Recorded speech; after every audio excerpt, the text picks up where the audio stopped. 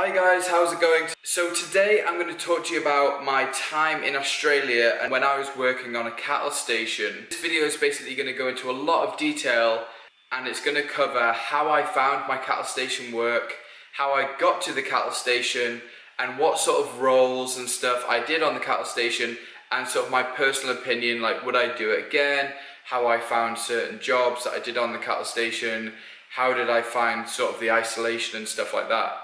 So if like you're never ever going to work on a cattle station and you're not really interested in this video, I'd probably come back tomorrow because this video is just going to be about this. I mean, there is some cool stuff in here, I think, like that a lot of people probably won't know about or like wouldn't really expect to do on a cattle station. So if you are interested, if you are going to Australia and you do want to get your second year visa, you do actually have to do some sort of like farm work. Farm work's probably the best. I mean, a lot of people do the fruit picking, which is kind of like slave labor, I think, almost. Cattle station work isn't that far from slave labor, but it is more interesting than just going out and picking like pumpkins every day or something like that. It is more involved, and you do sort of become part of the family on the cattle station, I found. So I'll dive right in. So the first aspect of this is going to be basically how I found my cattle station work. Cattle station work, farm work, sort of like labour work, working in people's houses, people that need like odd jobs doing. You find all that type of work on Gumtree. So people put a little post on Gumtree and they're like looking for a hand on a cattle station, looking for fruit pickers, blah blah blah, stuff like that, okay? So it is quite tedious going through Gumtree and finding all these and replying to all the people and then waiting for like messages back, because there is a lot of competition and you're fighting against another backpacker that's probably sitting on the computer next to you in an internet cafe looking for the same job. It is quite intense. Like, it is, there are a lot of jobs going, but they do go fast, and sort of a cattle station doesn't want someone to go all the way out there, okay, in the first place, and it can be a hell of a long ride to get to where you're going. And for them to spend like 1 week there and then not like it, they have to get the sense that you're really up for it, you sort of know what you're kind of talking about, you can do sort of the basic jobs, and you can literally just go there, do the amount of time that they want you to do, and then leave, and they're happy and you're happy. So the cattle station people do get a lot of people that go there and leave in the first few days, in the first few weeks, so they are kind of getting a bit annoyed at the fact that they're doing this, but at the end of the day, they need backpackers to come over and do these types of jobs. So Gumtree is the best way to find a job, okay? So what I did personally is, instead of trying to reply to every single advert that came at me, I just put my own advert on Gumtree, just telling people who I am and what I was looking for. So I was like, hi, my name's Scott, I'm looking for cattle station work in the Queensland area. I am willing to go a bit further. My skills are, I know how to ride a dirt bike, I know how to fix a dirt bike, I know how to change the oil on a dirt bike and stuff like that, disc brakes and all that sort of stuff. I know a little bit about cars, I know how to change the oil on cars, I know how to drive a car, I have a driving license. And then other skills, like I told them that I was an electrician and I could help out on the farm and do electrical bits and stuff like that. I basically was straight with them. I was like, look, I've never worked on a cattle station before, or a sheep station before, and I just want the experience. I want my second year visa. I'm willing to do 3 months at the minimum because that's what I needed to get my second year visa. And if I do enjoy it and the pay is good, then I'm willing to probably do a little bit more to sort of get my savings up. So that's kind of what my advert said. Anyway, I received a sort of message back within a couple of days, and it was from this guy called Jake, and he was saying, oh look, I'm looking for someone, blah blah blah, are these actually like your skills? And I was like, yeah, that's my skills. And he's like, right, okay. He's like, would you be able to get to a place called Cunnamulla? So Cunnamulla is massively west of Brisbane, like out in the middle of nowhere, out in the desert. Cunnamulla is actually quite a rough town. full of a lot of Aboriginal people. It's got a bit of a name for itself with sort of drunken Aboriginals like fighting a lot of the time. But I had no idea at this point. He just said, come to Cunnamulla. At this point in Australia, my time of travels, this is way before I knew Ali. I hadn't even met Ali at this point. So I was completely like on my own, like traveling solo. So I was in Brisbane. I was in Cairns at the time. So I was in Cairns at the time while I was job hunting for this cattle station work. So he wanted me to get basically to here. So what I had to do is down the East Coast, I had to get on a flight. And by the way, at this point in time, I hardly had any money left. I think I had about $600 in my account left. That was it. Like I was right down, sort of needed to find work, needed to get my second year visa. I was down on my luck and I needed a job. So this came along, boom, let's just go for it. So I fly from Cairns to Brisbane. I organise a Greyhound bus for it to pick me up from Brisbane Airport the next morning. So I fly into Brisbane Airport and I get there about 4 p.m. But my bus doesn't arrive the next morning at 8 a.m.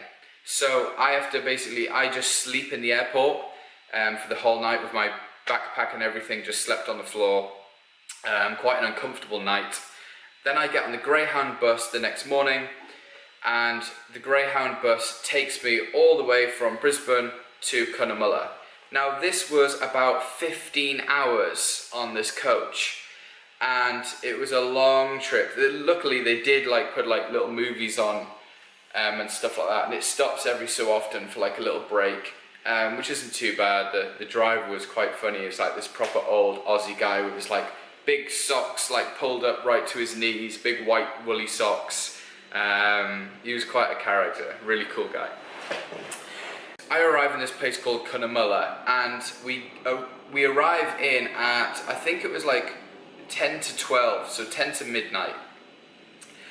And at this point in time, with the flights, with the bus, and with the extra sort of couple of days in Cairns, I think I had about $180 left in my account. That was with the flights and the bus tickets and blah blah blah and other expenditures that I had to sort of spend along the way. I had to get some work gear up together to actually go to this cattle station. So I had about $160 or $180, I can't remember exactly. So I remember 10 to midnight, I'm an hour away from pulling into Cunnamulla, and my phone is on its last legs. I haven't been able to charge it. I've been trying to keep it off for ages. Anyway, it's died, my phone's died. So I've got no way of contacting this guy called Jake who's picking me up at Cunnamulla bus station, which is not a bus station, it's just a car park in the middle of nowhere. So I get off this bus and I am honestly praying to whatever God is out there that this guy is here to pick me up. Otherwise, I'm pretty much screwed. Like, I would have enough for a hotel room for like one night and maybe enough for the bus back, but that is it. Like, I'd be in a bit of a hole. So I get off the bus and he's there. It's great. So I get off the bus, he's there. So he takes me to this farm. But what he didn't tell me, and this might happen to quite a lot of people, I don't know, but what he didn't tell me is I wasn't actually there to work on his farm. He was sourcing other farmers and backpackers to work on different farms. So basically what happened was I ended up spending 2 days with this Jake guy, and I basically worked on his farm for 2 days, which in the end I had to work for free. He didn't tell me this either. So I ended up working for free for 2 days, so he could see that the skills that I told him about were actually true. And then he had another guy lined up for me to go to his cattle station, which is kind of a good way of doing it. But I don't know why he didn't actually tell me that in the first place, because I still would have came. But to be honest, this guy was an absolute wanker. So he was an Aussie, he had an English wife, and they were both a pair of bastards, these two. They just like saw backpackers as like sort of like slaves and I mean, there was other backpackers there when I was there, and they just treated them like shit. So at this point in time, I was like fuck's sake, Scott, what have you got yourself into? This cattle station sort of stuff is going to go horribly wrong. What are you doing with yourself? So I bit the bullet anyway because I literally had no money and went to this other guy's farm called Jamie. That's all I knew about this guy, his first name, and I didn't even know where it was. So that evening, Jake comes up to me, he's like, all right, Jamie's dad is going to come and pick you up tomorrow morning and going to drive to the farm. And I was like, all right, okay. I was like, how far is it? He's like, oh, it's hours. That's all he said to me, it's hours. I was like, oh, great. So his dad comes, Jamie's dad comes the next day. Anyway, Jamie's dad ends up being like a real nice guy, like a proper legend of a guy, real nice, real helpful. So we had a good chat in the van on the way up there, and it was 5 hours. So we had to go another 5 hours from the 14 hours that I just done on the coach a couple of days before, another 5 hours inland. This is like nearly desert territory, this is. So I arrive in this farm, I meet Jamie. So I get there anyway, and Jamie's actually only like a few years older than me at the time. So I'm like, oh, okay, so basically what's happened is his dad has a farm, and then they bought another farm, and Jamie and his brother run this other farm, Jamie and Drew. But Drew wasn't there all the time, it was mostly just Jamie. Anyway, so me and Jamie start getting on really well, start having a good laugh together, get on really well. He shows me around the farm, he gives me my duties and stuff that I have to do, and it is quite overwhelming. I mean, it was very isolated, it was only me and him most of the time. We did sort of go off on weekends because he played a type of sort of lacrosse, which was polo cross on horseback. And that was pretty cool because every other weekend sort of we got to get out of there and go have a bit of a party and a drink, and he played his polo cross. So that was quite cool. But other than that, it was sort of like farm life, you know, like sort of day-to-day duties and all that sort of stuff. It was actually, when I got there, it was the time of year where it was like really cold in the evenings and really hot during the day, which was, it was nice, but it did get actually really cold at night. It was crazy. Kind of like sort of when you watch these documentaries on the desert, you know, they're really hot during the day, but like even minus temperatures sometimes during the night time. Anyway, so I'll go through the duties quickly. So when I first got there, we had like a couple of dogs there. There was one little puppy, we called him Combat, and there was a pink pig in a big cage. She was called Barbara, and showed us where, like, what bike I was allowed to use and stuff to get around the cattle station. Showed me this big truck, 4x4 truck that was like sort of my truck. He kitted it all out with me for like spade and stuff and brush that I needed. I'll tell you a bit about that in a minute. And so my first duty, so I'll just go through a day with you, which I sort of did pretty much every day. So every day I'd wake up about 7 AM. So my first job was I used to feed Barbara the pig. Then I used to feed the dogs. And then I used to go sort of fill up the truck and fill up the bike just so they were all ready and stuff. I used to just take like a loop around the farm and just check like the horses, check that all the horses had enough water, and then go back in, make breakfast and stuff like that.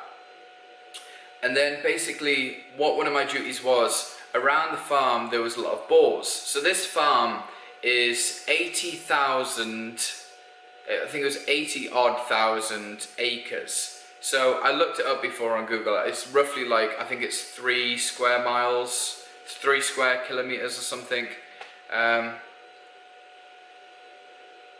which is quite big. I mean, I thought that kind of sounds small to me, but this farm is massive, like massive. Like if you were to drive around this whole farm, because it's not like a road all the way around, it would take you like over half a day. Like probably nearly a full day to drive around the perimeter of this whole farm. It is absolutely massive. So one of my jobs was to clean boars out. So this will be one of your jobs if you go to a cattle station. So the cows always stand in the water holes, and we had this like windmill system. I'll show you the pictures of these windmills in a little while. But these windmill systems, and the water comes up from underground water system, and the cows stand in the water all the time, mud on the feet, so you've got to go there sort of pretty much every day or every other day and clean them out with a brush and fill them back up and make sure they're not overflowing and stuff like that. And there are gruesome things that I had to do on this cattle station as well. I mean, this cattle station had 8,000 head of cattle, and 4,500 head of sheep. So we did a lot of shearing, there's a lot of sheep, there's a lot of cows, and there's a lot of animals that prey on these animals as well. I mean, not so much the cows. So we had like wild dogs, you get like these wild feral cats out there, and wild pigs, so wild boars, and you get like your eagles and your stuff like that. Pigs are probably the biggest problem they have out there, because the pigs chase the lambs and kill a lot of lambs, like a serious amount of lambs. So you've got to take like a rifle out with you, and if you see a big pig, then unfortunately you have to shoot the pig, otherwise it kills all the lambs and then they don't have any sheep, and it massively affects these people's livelihoods. I mean, when I was there, they hadn't had rain. When I got to this cattle station, the last time they had rain was 11 months before. So 11 months without rain at this cattle station. Now, if you imagine the state of the livestock after 11 months of no rain, like the cows are skinny, man, like real skinny. The sheep are skinny. And you've got kangaroos on this cattle station everywhere that are running around, and they're eating all the grass, and they're hopping around, and they're drinking all the water. So kangaroos are a massive problem. I mean, they are the rats of Australia almost. There's loads of them. And I don't know if you know as well, we didn't have any where I was, but there's more camels in Australia than any other country in the world. As a continent, Africa has more, but as a country, Australia has the most amount of camels. And that is because they introduced them years ago, and they just got out of control and went feral and just started mating everywhere. So they have big teams now that go out into the desert and try to kill as many camels as they can, because it's just a massive problem. So yeah, I mean, there's a lot of animals. I mean, you have emus as well. So emus, kangaroos, pigs, wild dogs, wild cats, obviously cows, sheep, hawks, eagles, snakes, and they have these things called goannas, which are like massive lizards. Like, these things are like 2 meters long. They're huge. They don't really bother humans. They go around and eat like ostrich eggs and emu eggs and stuff like that all the time, and they kill snakes, which the farmers like. It is very isolated there, and you are going to have to do stuff which will sort of make you cringe a little bit, but you've got to dive head first into this sort of stuff. Like, if you want to do the cattle station work, or you want to do the sheep station work like Ali did, you have to dive head first in. I mean, I did have to shoot wild boars when I was there. I did have to shoot a cow which had broken its leg, which it did take me about 40 minutes to actually shoot the cow. It was a horrific experience. Like, it didn't scar me for life, but, and yeah, that'll always be in my head, and that I had to do that to that cow. But it was one of them things, like, I'm not doing it every day. I had to do it once, it's fine. So yeah, I mean, what I'm trying to say is, if you are going to Australia, then be prepared to do mundane tasks on the cattle station, do exciting tasks as well, like herding cattle. Like, one of the biggest things out there obviously is like mustering cattle on bikes. Now, it sounds amazing, and you get to ride a motorbike around and stuff, and it does sound good, but when it's kind of like 40 degrees and you're riding that motorbike for, like, one day we rode it for 9 hours, like 9 hours on a bike in 40-degree heat, going through bushes and twigs popping up at you and hitting you in the head, and twigs popping up off the floor and digging into your shin bone. Like, it was fucking tough, man. I'm not lying. Like, I had a brutal time out there. Like, seriously, like, you've got to be careful out there. I mean, going to my truck that I had this old Toyota truck. Now, my truck had no handbrake, had no brakes, like had no foot pedal brake at all. Had a clutch, which didn't work, okay? Had no lights, had no horn, had pretty much just 4 tires and an engine, that's all it had. Had no seatbelt, had no radio. I had a CB radio that often, like, it didn't work all the time, but I could contact the house and other people in their jeeps or bikes around the cattle station, but that was only if they were near the radio they would hear me. I had to start this thing in first gear and basically just like start going in first, like literally put it in first gear, turn this Jeep on, it would get going, sort of put it in a second, take your foot off the accelerator when you get to a certain sort of revs, and it would sort of go into second and then keep doing a third, fourth, but coming back down it's even harder. So trying to slow down, so I used to like, this is a fence line with a gate on it, so I used to like come at the fence line and then I'd be going too fast and I'd just have to sort of go around in like a big circle till I stopped and then get out, open the gate, go through the gate, do another sort of big circle till I stopped, get out the truck, close the gate, and then carry on what I was doing. It was crazy. So yeah, that Jeep was proper fucked. For me, the isolation wasn't too bad. I sort of was able to sort of like cope through that, the isolation. It didn't bother me too much. And for regards to what I thought of the job as a whole, to be honest, still to this day, I regard it as probably one of the best jobs that I've ever had in my life, just because it was so new and I experienced so much and I learnt so much. I learnt a lot of life skills on that farm, a lot. Like, it was crazy. And I actually keep saying farm, I shouldn't really say farm, I should say cattle station, because a farm is like something else, but yeah, a cattle station. I mean, it was just an unbelievable experience and I loved every minute of it. And I would say to people, 100% go and do this. 100% go and work on a cattle station. 100% go work on a sheep station. Like, it was amazing.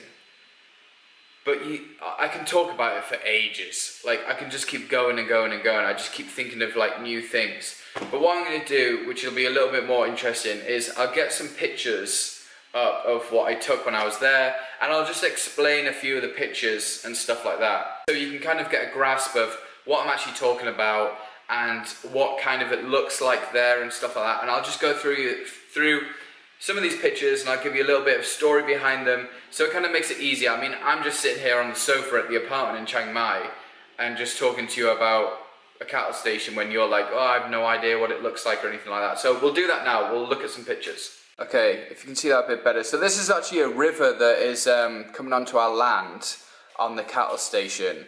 And basically where our cattle station was, up this road, is the first like tiny little pub. So it was 40 minutes drive from our cattle station where we actually lived to the pub, and then from the pub it was another half an hour to the nearest town. So it was just over an hour to the local town, and the local town was called Quilpie, if any Australian people are watching this. And the pub was a place called Toompine. So my cattle station was called Wambin, the local pub was Toompine Pub, and the closest town was Quilpie. So these are a couple of cows on the cattle station, and what they're eating there in the bottom of that barrel is a thing called lick. Now, anyone that's worked with cows will probably know what lick is, and basically it's just like a bag of basically like salty stuff which has like nutrients and stuff in, which helps these cows when they don't have enough basically food to eat, and enough, like if there's a big drought, there's not enough water. This stuff like helps them sort of survive basically. These are just some pictures of like a fire that we had on the cattle station at the time, because it was very, very dry, and fires like happen all the time and they get out of control really, really fast because it is so dry. Like these fires just go up so quickly. This is a dead boar. Anyone that's squeamish, you might want to look away. I mean, these boars are huge and they really do tear up the land with them tusks that they have.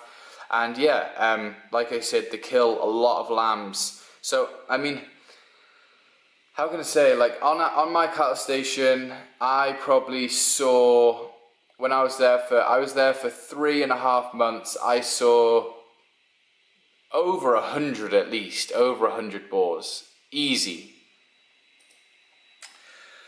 So this is one of the boars. This is a really old boar on our cattle station actually. This is like ones that we didn't really used to clean because they were such a pain in the ass to clean. But these like are the local cows just hanging around the local hole for a bit of a drink. So this is one of my excursions out with the white truck, putting cowlick out for the cows when it was really, really dry. You can see them trees in the background are like jet black from fire, and that's one of the local dogs that we had. That's our little puppy that we had called Combat. Really cool little dog. He's probably fully grown now. Well, he will be fully grown now. This is the truck that I used to use to drive around in, and this is the one that has no gear, has no brakes, no handbrake, and no clutch. None of the lights worked. Pretty much nothing worked on it. It was pretty much fucked. And actually, one of the leaf springs on the back had like almost popped off. So like back right-hand suspension was completely fucked. This is like the WAM bin on the left there. There's the horse stables, the sort of big sort of bit where we kept all the bikes and the tools. Big yard where we kept all the machinery and stuff. There's Combat there, down there. Another picture, that's the house through them trees. And that's like the landscape, like the land just goes on and on and on for like forever with just nothing. A couple of pictures of the dogs. That's the land again. This is me on one of my trips down. You actually see like I think that's a little kangaroo there trying to get away as I'm driving down the road, just like where the antenna's sticking up, just to the right of the antenna, like a quarter of the way up, there's a little kangaroo. And there's an emu. There's an emu running down the fence line. And this is one of the boars I was telling you about. So this big windmill here just rolls around in the wind. As it rolls around, it's on a pulley system, so it like pumps up and down inside a big pipe that goes about sort of, I don't know, 80 odd meters down underground to a natural underwater basin under Queensland in Australia, and that will pump up water to like a reservoir, and then from the reservoir it'll go to like troughs and stuff for the cows and the sheep. This is just a little cattle yard. This is inside my truck. Pretty old. Like I said, like nothing worked on it apart from the CB radio there that actually worked. It's kind of cool. I like driving around in this. It was pretty funny. This is one of the new fences that we were putting up on the front sort of part of the land. And when we were angle grinding one of the posts one day, a tiny little spark hit the grass and literally just created havoc. Like a massive fire broke out. We had to run back to the farm to get the dumper truck to sort of start driving around the edge of the fire to try and get it to go out. It was just crazy. Like, it's so dry. Like, I don't know if you're from somewhere in the world that is unbelievably dry, but I mean, this place is just horrific. There's another picture of it. These are the horses that we had in the cattle station. They always sort of hung around the sort of hay depot and kept trying to like steal all the hay. It was quite funny. There's me giving them some. They're pretty beautiful horses. This is us sort of building the new horse yards. These buckets are actually covering like big holes in the ground that we sort of dug out for our new posts and stuff. These are a few of the bikes. This is Barbara the pink pig, and behind her is a big black boar that managed to get into her cage one day. That was pretty funny. That was her bathtub that she used to lie in all day. There he is there, the big black boar. And that's it. So yeah, that's it. Sorry this was such a long video, but it's kind of hard to just go through everything and explain everything and sort of give you an idea of what a cattle station is like from like a 2 or 4 minute or 10-minute video. This is really, really long, and if you did stick to the end of this video, then good on for you. You probably really do want to go and work on a cattle station, and I don't blame you. It's a lot of fun. Like I said, it was one of the best jobs I've ever had. It was awesome, and I would do it again tomorrow. The pay was a little bit shit. It was only about $300 a week, but I mean, I can't really comment on the pay because I heard different stories. People were getting paid more than me, people were getting paid less than me and stuff like that. But if you do have any questions about this, I will answer them in the comments below. I sort of know quite a bit about it. I haven't gone through everything, as you can imagine. But please, if you do have any questions, just ask below and I'll answer them. Okay, I'll see you tomorrow. Bye.